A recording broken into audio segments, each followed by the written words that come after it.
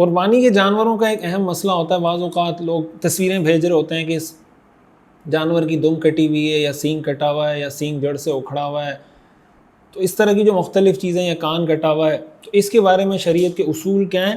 جب جانور خریدنے کے لیے جائیں تو ایک اصول تو یہ یاد رکھیں کہ صحیح سالم جانور خریدیں، زخمی جانور، کان کٹا ہوا، دم کٹا ہوا، اس طرح کے جانور نہ خریدیں۔ اس لیے کہ اللہ کے لیے خرید رہے ہیں تو اچھی چیز خریدیں۔ آپ کو 5,000 سستا مل رہا ہے تو 5,000 زیادہ دے کے اچھی چیز لے لیں، لیکن بلا وجہ اپنے آپ کو بھی شک میں ڈالنا، اور ایسی چیز ویسے بھی نہیں خریدنی چاہیے اللہ کی راہ میں قربان کرنے کے لیے۔ لیکن سٹینڈرڈ کیا ہے کہ کون سا ایسا جانور ہے کہ اگر اس طرح کا عیب ہوگا تو قربانی نہیں ہوگی، وہ تفصیل میں آپ کے سامنے عرض کر دیتا ہوں کہ اگر سینگ کی ہم بات کریں، سب سے پہلے جس جانور کے 1 یا 2 سینگ جڑ سے اکھڑ گئے ہیں، اس کی جو اندر کی مینگ ہے وہ بھی ختم ہو گئی ہے اور ٹوٹنے کا اثر دماغ تک پہنچ گیا ہو، تو ایسے جانور کی تو قربانی نہیں ہو سکتی۔ کہ 1 سینگ اکھڑ گیا ہے بالکل جڑ سے، یا دونوں اکھڑ گئے اور اس کا اثر بھی دماغ تک پہنچ گیا ہے، تو ایسے جانور کی قربانی نہیں ہو سکتی۔ ہاں، اگر کوئی جانور ایسا ہے جس کے پیدائشی سینگ ہی نہیں ہے تو اس کی قربانی آپ کر سکتے ہیں اگر اس کی عمر پوری ہے۔ اس میں بھی فقہاء نے لکھا ہے کہ سینگ والا ہو تو زیادہ بہتر ہے۔ اچھا، اگر سینگ ٹوٹ گئے تو ٹوٹنے کی وجہ سے قربانی پہ کوئی اثر نہیں پڑتا، بس یہ ایک شرط ہے کہ اس ٹوٹنے کا اثر اس کے دماغ تک نہ پہنچا۔ اگر اس کے دماغ تک اس کا اثر پہنچ گیا تو پھر اس کی قربانی کرنا ٹھیک نہیں ہے۔ لیکن اگر سینگ ٹوٹ گئے، یا جیسے ہمارے یہاں بعض اوقات ظلم کیا جا رہا ہوتا ہے جانوروں پہ، جس طریقے سے سینگ کاٹے جا رہے ہوتے ہیں، تو اس کی قربانی بہرحال آپ کر سکتے ہیں۔ اچھا جناب، قربانی اگر سینگ کا خول اتر گیا، جیسے بعض جانوروں کے سینگ کے خول اتر جاتے ہیں، اس کی قربانی کرنا بھی درست ہے۔ یہ تو ہو گیا سینگ کے متعلق۔ دماغ، اگر جانور پاگل ہے، اس حد تک پاگل ہے کہ چارہ بھی نہیں کھا سکتا، تو ظاہر ہے اس کی قربانی کرنا درست نہیں ہے۔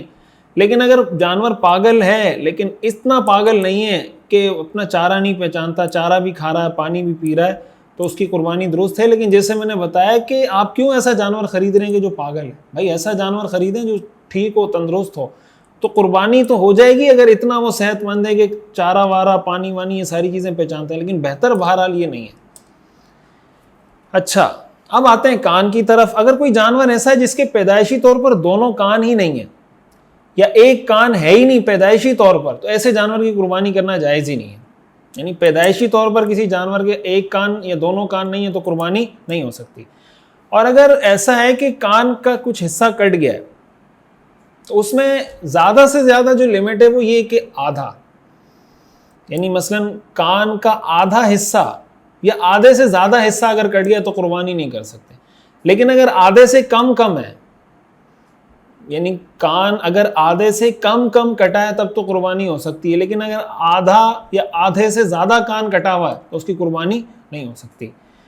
اچھا جناب، جس جانور کا کان لمبائی میں چیرا ہو، چیر دیا گیا ہو، یا اس کے منہ کی طرف سے پھٹ جائے اور لٹکا ہوا ہو، یا پیچھے کی طرف سے پھٹا ہوا ہو، یا جس کے کان میں سوراخ ہو، بعض اوقات ہوتا ہے لوگ تصویریں بھیج رہے ہوتے ہیں جانور کے کان میں سوراخ ہوا ہوتا ہے، تو سوراخ ہوا ہے تو اس کی قربانی جائز ہے۔ بہتر بہرحال یہی ہے، اگین میں بتا رہا ہوں کہ ایسا جانور نہ خریدیں جس میں کوئی بھی فالٹ ہو، کوئی بھی اس طرح کا مسئلہ ہو، اچھا جانور خریدیں۔ اچھا جناب، اگر آنکھ کی طرف آتے ہیں تو اگر کوئی جانور بالکل اندھا ہے یا بالکل کانا ہے، ایسا کانا ہے یعنی ایک آنکھ اس کی بالکل ختم ہے، ایک آنکھ سے بالکل دیکھ نہیں سکتا، کہ یا تو بالکل ختم ہے یا یہ کہ آدھے سے زیادہ اس کی بینائی ایک آنکھ کی ختم ہوئی ہے، تو اس کی قربانی جائز نہیں ہے۔